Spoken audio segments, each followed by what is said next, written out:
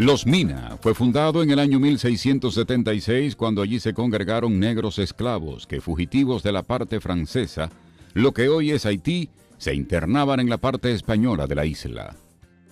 Desde su fundación fue un modelo nuevo, porque sus residentes estaban casi obligados a producir para alimentar la ciudad, ya que los habitantes de Santo Domingo contaban con los productos del campo que se cosechaban en los conucos de río arriba, por donde estaba ubicado el sector de Los Mina. El gobierno español les dio asentamiento en lo que es actualmente su barrio y les dio la libertad. Ellos ahí fundaron el pueblo San Lorenzo de los Mina, o San Lorenzo de los Negros Mina, que en alusión a su antigua etnia africana, que es actualmente está ubicada en el oeste de África, específicamente en Ghana. La población se estableció en los alrededores de la iglesia que se construyó en esa época y que todavía se conserva en la zona que le llaman Los Mina Viejo.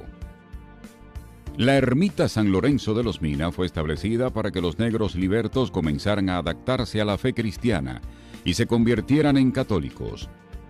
Hoy esa iglesia se considera un patrimonio nacional, ya que fue construida en el siglo XVII. Y aunque su estructura aparenta estar en buenas condiciones, hoy se mantiene gran parte del día cerrada y solo se realizan algunas actividades. Aunque fue remodelada en varias ocasiones por asuntos de terremotos y de huracanes, pero esa es la más importante. Pero solamente esa ya te equipara es decir, lo hace único, porque las otras villas y poblados no tienen una iglesia tan antigua. El arzobispo Domingo Fernández de Navarrete envió una carta a las autoridades españolas solicitándole el permiso para poder instalar en la zona un grupo de negros africanos de diferentes etnias, a unos 5 kilómetros de la ciudad de Santo Domingo, a la orilla izquierda del río Osama, con el fin de que ellos realizaran labores agrícolas. Tenían la tarea de abastecer de rubros agrícolas y carne el mercado de Santo Domingo.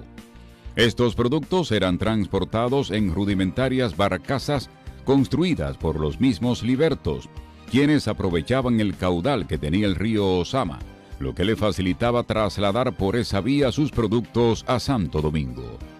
Hasta ese momento en la zona este de Santo Domingo había una especie de veda y solo había un trillo que iba de Los Mina a Santo Domingo.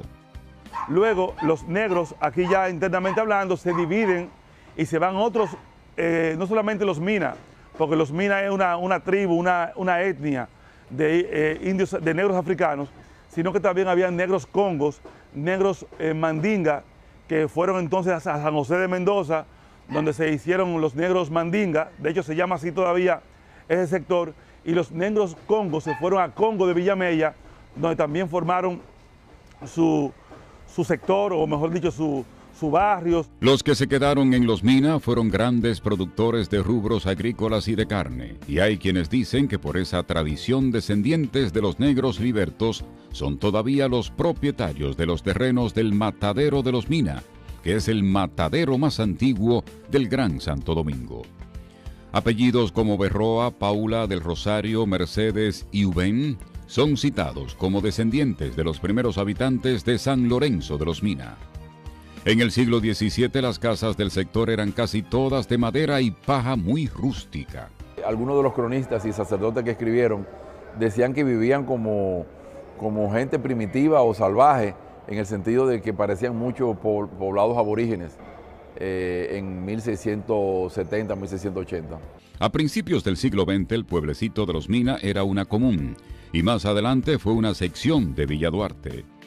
Una persona vinculada al desarrollo de Los Mina fue el señor Ignacio Martínez H., quien llegó al sector en el año 1950, cuando solo existían 25 casitas de yagua, 5 de ellas techadas de zinc y una población de 250 habitantes.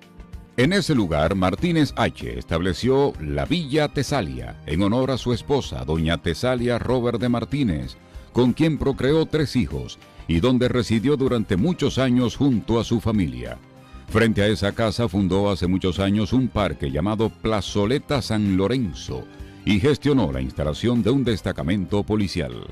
Que fue el primer alcalde pedáneo que estuvo en este lugar en tiempos de Trujillo. Después don Ignacio Martínez fue regidor del área y fue diputado y también fue de hecho hasta ayudante del presidente de la República, doctor Balaguer, en el año 1970.